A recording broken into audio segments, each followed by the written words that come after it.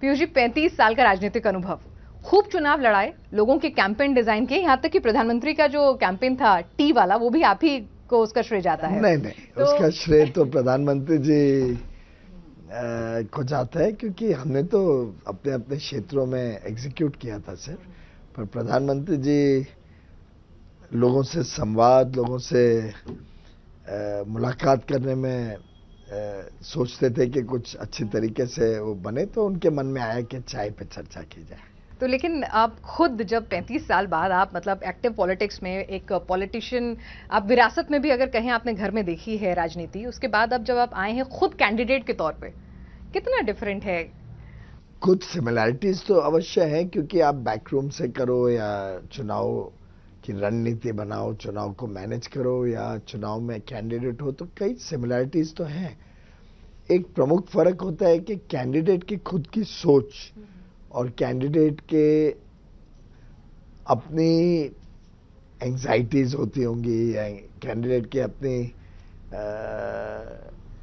चुनाव को लेके अलग प्रकार का रवैया रहता है। दूसरों को पेपर दिलवाना और खुद पेपर देना, हाँ, शायद थोड़ा फर्क है। यू राइट, वो भी उसी टाइप का थोड़ा सा फर्क है। लेकिन मुझे ऐसा कोई दिक्कत इससे नहीं आई कि मुंबई से ही लड़ना था। मुंबई कर होने के नाते लगभग सब यहाँ पे मित्र हैं। जितने हमारी पार्टी का यहाँ पे लोगों के साथ मेरा जुड़ाव रहा है वर्षों से। विपक्ष कह रहा है कि भाई हमारी पार्टी तोड़ दी है और इसीलिए हमने तो कोई पार्टी तोड़ी नहीं है। शिवसेना हमारे साथ है, एनसीपी हमारे साथ है। कुछ लोग जो परिवार को अपने बचाने के लिए शिवसेना के जो संस्थापक थे बाला साहेब ठाकरे जी, उन्हीं के सिद्धांतों को जिसने त्याग दिया, चाहे वो उनका लड़का क्यों ना हो, तो स्वाभाविक रूप से उनका तो शिवसेना से अभी कोई लेना देना है नहीं। उनको अपने लड़के के अलावा कुछ दिखता ही नहीं है। उन्होंने हिंदुत्व तो छोड़ दिया, उन्होंने राहुल गांधी के गोद में जाके बैठ गए उद्धव ठाकरे जी। ऐसे व्यक्ति के लिए कैसे सहानुभूति होगी जिसने एक प्रकार से मोदी जी के नाम पे वोट मांगा 2019 में। असेंबली में फडणवीस मुख्यमंत्री बनेंगे, ये हर मंच पे बताया गया। उसके बाद एक निजी लालच के लिए जिस प्रकार से उन्होंने विश्वासघात किया मोदी जी का, फडणवीस जी का, मुझे लगता है कि महाराष्ट्र की जनता उनको माफ नहीं करेगी। सहानुभूति अगर है तो फडणवीस जी और मोदी जी की तरफ है। उद्धव ठाकरे ने तो धोखा दिया। लेकिन उद्धव तो कहते हैं कि भाई नामांकन पर हस्ताक्षर करवाने वाले मोदी जी आज उन्हें नकली बेटा, नकली शिवसेना कहने के लिए वो कुछ भी कहें, लेकिन वास्तविकता ये है कि उन्होंने हमारे नाम पे, मोदी जी के नाम पे, फडणवीस जी के नाम पे चुनाव लड़ा। सभी कैंडिडेट्स मोदी जी का चित्र दिखा के उस समय जीते, और फिर एक लालच में कि मुख्यमंत्री बनने के लालच में उन्होंने जो विश्वासघात किया, जो शिवसेना के सिद्धांतों को, मूल्यों को त्याग दिया, उस पार्टी के साथ गठबंधन किया। कांग्रेस जिसके लिए बाला साहेब कहते थे मैं पार्टी बंद कर दूंगा, लेकिन कांग्रेस के साथ कभी गठबंधन नहीं। वहां तो विलय की बातें चल रही हैं। अब रह कुछ गया नहीं है तो विलय करे नहीं करे फर्क नहीं पड़ता, क्योंकि अब एक पिता और बेटा और कुछ थोड़े से लोग रह गए। तो वास्तव में उनको सिर्फ कांग्रेस ज्वाइन कर लेना चाहिए तो बात ही खत्म हो जाए। मोदी जी ऑफर भी कर रहे हैं, कह रहे हैं कि आप अच्छा है कि कांग्रेस के साथ जाने से अच्छा है कि आप वापस आ जाइए, उनकी पार्टी में चले जाएं। वो शिवसेना में तो अगर एकनाथ शिंदे जी उनको वापस देते हैं तो वो तो शिंदे जी और उनके बीच की बात है। अच्छा, ये बताइए कि उद्धव कह रहे हैं कि मोदी जी ने न सिर्फ शिवसेना से गद्दारी की है बल्कि उनके माता पिता का अपमान किया है और महाराष्ट्र का अपमान कर रहे हैं। नहीं, उनके कहने से क्या होता है? महाराष्ट्र की जनता उनकी बातों पे विश्वास नहीं करती। आज अगर जनता का विश्वास है तो मोदी जी के साथ है।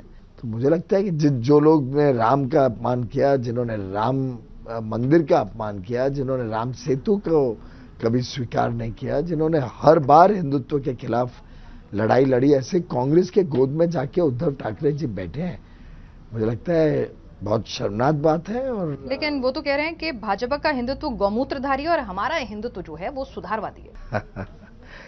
चलिए, अभी उनकी बातों में कोई दम तो है नहीं, कौन उनकी बातों को रिस्पॉन्ड करेगा? अच्छा, आपको नहीं लगता वो खत्म राजनीतिज्ञ हैं? वो तो उनका कोई अभी वर्चस्व रहा नहीं है महाराष्ट्र में। जैसे ही कोई नेता जिसके लिए आप कह रहे हैं कि भाई वो जेल में चक्की पिसवाएंगे, 70,000 का घोटाले के आरोप लगा रहे हैं, और जब आप उसको अपनी पार्टी में लेकर आते हैं तो उसको लेकर भी आलोचना हो रही है।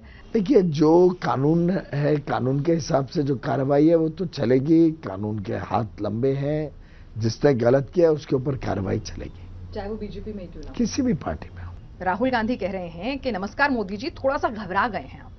आमतौर पर आप बंद कमरों में अदानी अंबानी जी की बात करते हो, पब्लिक में अदानी अंबानी बोला आपको टेम्पो में पैसे देते हैं। वो कह रहे हैं कि आपको क्या पर्सनल अनुभव है ऐसे पैसे लेने का, आरोप लगा रहे हैं। ऐसा है कि राहुल गांधी जी को आज देश ने पूरी तरीके से नकार दिया है।